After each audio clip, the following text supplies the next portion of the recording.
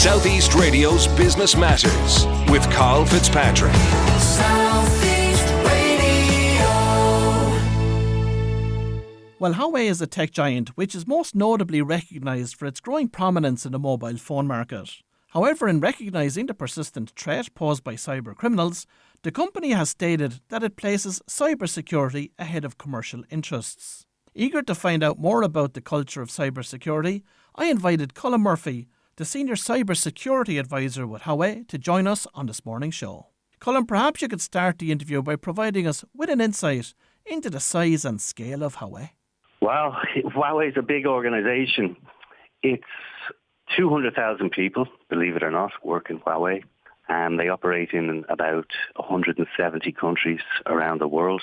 An interesting thing, actually, for me, at least half of those 200,000 are in R&D.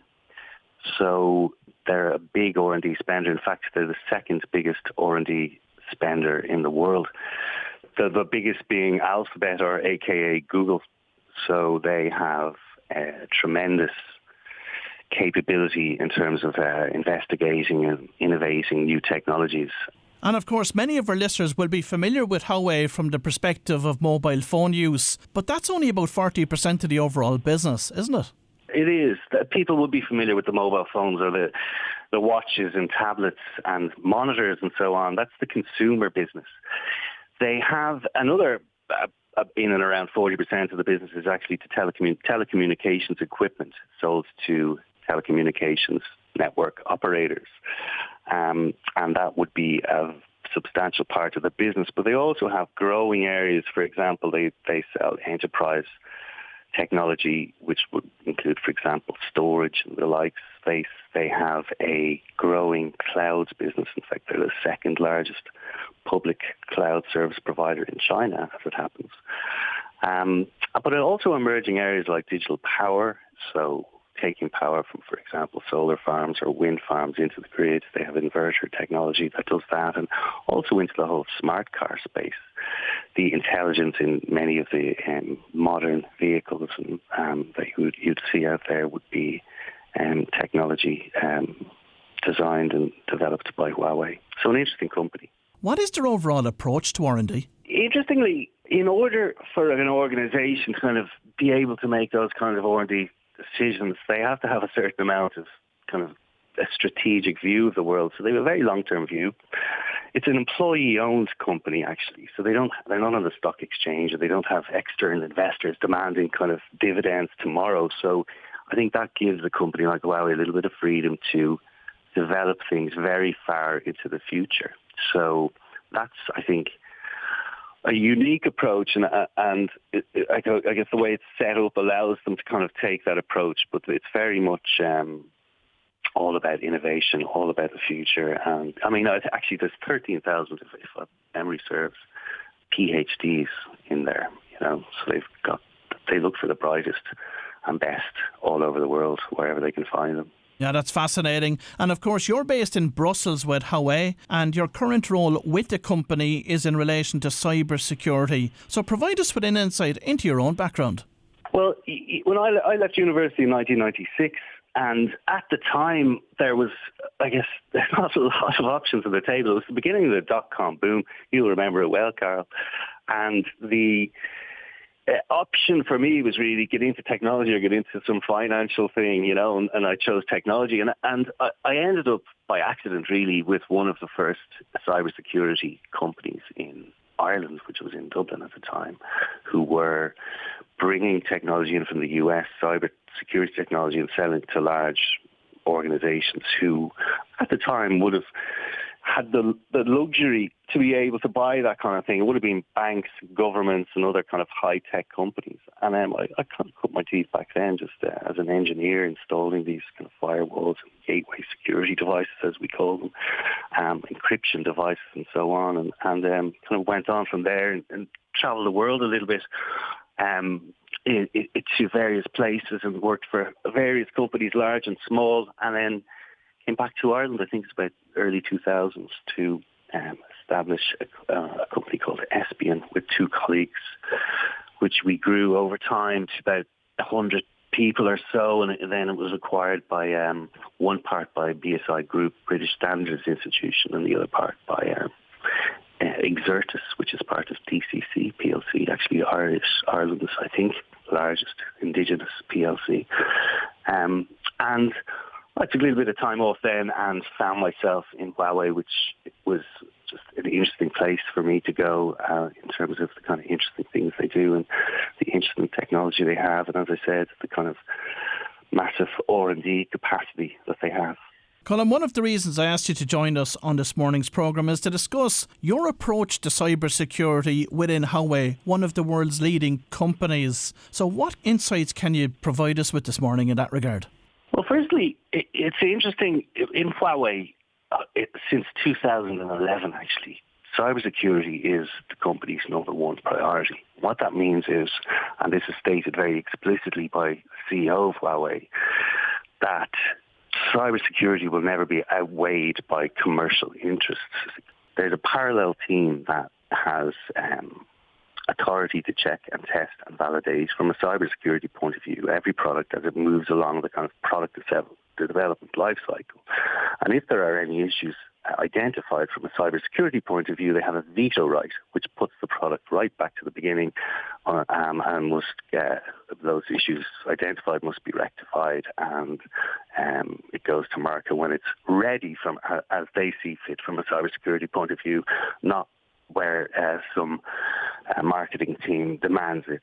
And Colm, what are your thoughts on two-factor authentication? I'm hearing from lots of business people, especially in the online retail space, that it's actually having a really negative effect on their selling online and the number of sales and conversions that they're getting today. So is two-factor authentication the solution or now part of the problem as well? Well, you're right. It's inconvenient. And if somebody can crack that problem, I think they can make an awful lot of money. But, I think it's to think of it from a risk-based approach. Insofar as, let's say, a system administrator of your company who has access to all of the internal important pieces of information and databases and so on, they should certainly be using two-factor authentication. And you, I think, in your daily life, in terms of how you access some of your more sensitive services, whether it's banking or your email, which I think for most people these days is considered, containing sensitive information, you should turn on two-factor authentication. In terms of customers buying online, I mean, that's another story depending on the value and so on, whether you want to force them to use something like two-factor authentication. So I would say that the best advice is to think of it as a risk-based approach. What's the risky stuff? What's the high-value stuff? Let's turn on two-factor authentication for that. For other things, maybe not. And is the zero trust approach critical for good cybersecurity practices, in your opinion? We have an expression maybe that we use in Huawei, which is ABC, assume nothing, believe no one, and check everything. In other words, these days, any connection could be potentially malicious. Any system could be potentially a target. And you never know if somebody is who they say they are.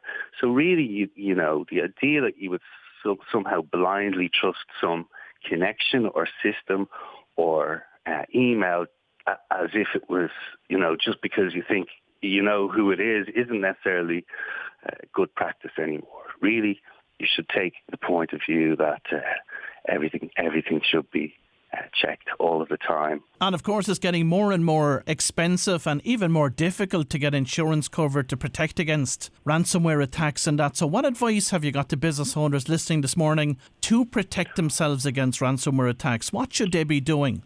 Ransomware attacks really go after the basics of what we call cyber hygiene, and that is literally make sure you update your systems when there are patches available. So you will know, and your listeners will know, that every so often on their computer or systems or phones, they'll get an alert to say, please install some updates, some security updates, and you should always do it. They're there for a reason, and they close off the holes that the attackers exploit. The other thing is that you've already mentioned, actually, strong passwords or two-factor authentication. That's really important. And I think then the third thing I'd say is just general awareness, an awareness at all levels of an organization. The IT people may be more sophisticated and clued in terms of cybersecurity risks. But they're not the ones maybe receiving the email prompting them to click the link, or they may be less inclined to do so. So there's people in finance and HR and across the business that just need to have a general awareness of what cybersecurity issues and threats exist. And I'd say these days for smaller businesses, actually, cybersecurity help or expertise can be expensive, and certainly it's in short supply, which is another problem and another conversation. But there is organizations across Europe, in fact, several in Ireland, who offer CSO, Chief Security Officer, or CIO, Chief Information Officer, as a service. And you can hire their services for a couple of days a month. They'll give you good advice, and you may not need them on a full-time basis. And you may not need them even for a day, but a few hours a month to give good advice, to give training to your staff, to check systems, to make sure all of the necessary updates and so on have been installed, to conduct risk analysis and benchmarking against kind of the international standards of best practice and so on. So that is available for smaller organizations that don't feel the need or don't want the expense of full-time help, And Colm, how does Ireland actually compare to our European counterparts on this particular front? Ireland is, from a technological point of view, a very sophisticated place.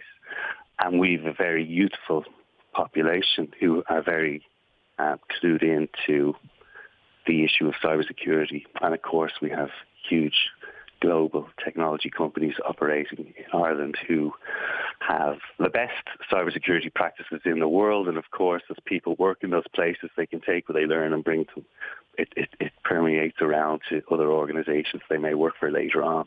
So actually, Ireland compares very favorably. What I would say, though, is that there needs to be, and it's underway, in fairness, a very much concerted effort to link up what's going on all around Europe. For example, if something happens in one country and there's a particular attack against a particular organization in a particular sector, and the authorities or security agencies in that jurisdiction become aware of it, they can very quickly feed that information around to other countries who in turn can then feed it downwards into the ecosystem. And that's very helpful because it allows people to learn from what's happening in other places and share that information. Well, if you've just tuned in, that was Colm Murphy, Senior Cybersecurity Advisor with Huawei, and it was fascinating to learn about the top-down approach which Huawei adopts in relation to cybersecurity. Southeast Radio's Business Matters with Carl Fitzpatrick. South